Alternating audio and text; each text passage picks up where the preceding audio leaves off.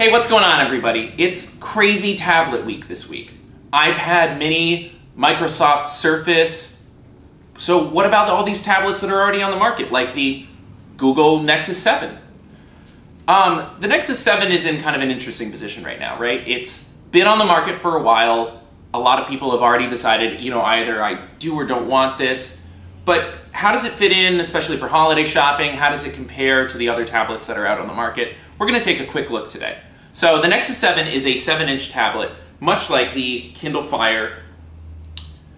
They're about the same size. It's much, much lighter. It's an incredibly small, thin, light device. I mean, it looks beautiful. This is one of the nicest looking mini tablets out on the market. The back is kind of rubberized. It feels really good in the hand. It's super snappy. It's fast. It's running Google's Android 4.1, aka Jelly Bean, which, unlike previous Android devices, offers a really smooth experience, whether you're scrolling between apps, actually working inside apps. It's much nicer, I think, than Android devices from last year. The one thing I will say is that at its base configuration, you only get 8 gigs of memory with the Google Nexus.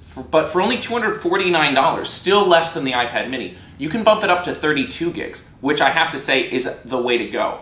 On my iPad, I've got the 64 gig, and I pretty routinely will fill it to 40 or 50 gigs. If I'm traveling, I'll fill it all the way with movies. So with something like a tablet, if you're going to be watching movies, reading books, you want to have all that space to be able to fill it with stuff, especially if you're flying on planes. You're not going to have access to Wi-Fi, so you're going to want to load it up before you go.